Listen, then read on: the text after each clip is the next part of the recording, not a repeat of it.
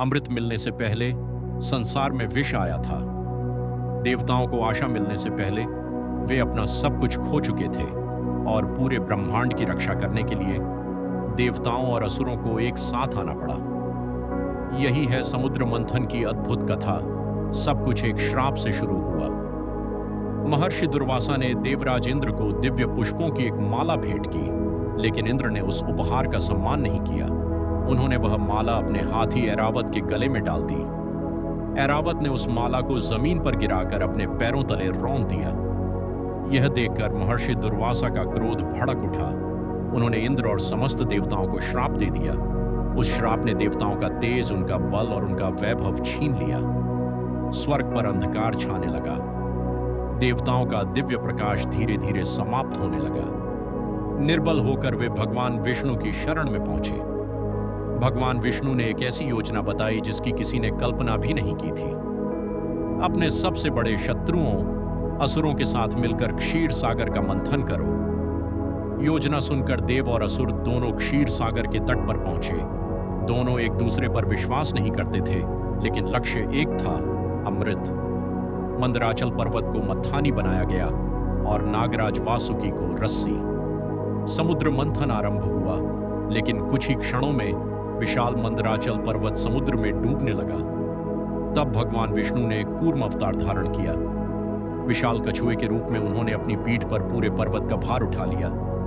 अब मंथन फिर से आरंभ हो सका, लेकिन सबसे पहले जो निकला वह कोई वरदान नहीं था, वह था हलाहल। ऐसा भयंकर विष जो संपूर्ण सृष्टि का विनाश कर सकता था। उस विष का प्रभाव पूरे ब्रह्मांड में फैलने लगा। देवता, आर्षि, पशु, पक्षी सभी भयभीत हो उठे। उसे रोकने की शक्ति केवल एक ही देव में थी, महादेव। भगवान शिव ने बिना एक पल सोचे पूरा हलाहल अपने कंठ में धारण कर लिया। तभी माता पार्वती ने अपने हाथ से उनके कंठ को रोक लिया ताकि विष उनके शरीर में न फैल सके। उसी क्षण भगवान शिव का कंठ नीला हो गया और वे नीलकंठ कहलाए। इसके बाद ही समुद्र मंथन दोबारा आगे बढ़ सका। धीरे धीरे एक एक करके दिव्य रत्न प्रकट होने लगे। समुद्र से प्रकट हुई माता लक्ष्मी, लहरों से निकला दिव्य हाथी ऐरावत, प्रकट हुआ दिव्य कौस्तुभ मणि, उगा कल्पनाओं को पूर्ण करने वाला कल्प वृक्ष, दिखाई दी दिव्य गौ माता, कामधेनु, आकाश में सुशोभित हुए चंद्रदेव और स्वर्ग की अप्सराएं दिव्य प्रकाश में नृत्य करने लगी। अंततः समुद्र से प्रकट हुए भगवान धन्वंतरी अपने हाथों में अमृत कलश लेकर, अमृत को देखते ही देवताओं और असुरों के बीच संघर्ष छिड़ गया। चारों ओर अराजकता फैल गई। तब भगवान विष्णु ने मोहिनी का रूप धारण किया।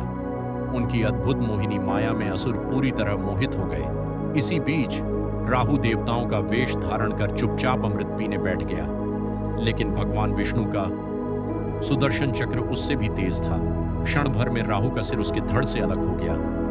लेकिन यह कथा यहीं समाप्त नहीं होती, क्योंकि समुद्र मंथन केवल एक पौराणिक घटना नहीं है, यह हमारे जीवन का भी प्रतीक है। क्षीर सागर हमारा मन है, देवता हमारी अच्छाइयां हैं, असुर हमारी इच्छाएं, लालच और अहंकार हैं। जब हम स्वयं को बदलने की कोशिश करते हैं तो सबसे पहले बाहर आता है हमारे भीतर छिपा हुआ विष, डर, क्रोध, ईर्ष्या और असुरक्षा।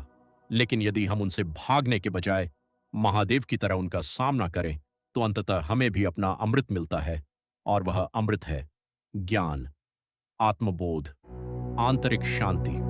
शायद यही कारण है कि हजारों वर्षों बाद भी समुद्र मंथन की यह कथा आज उतनी ही प्रासंगिक है, क्योंकि यह केवल देवताओं और असुरों की कहानी नहीं, यह हम सब की कहानी है।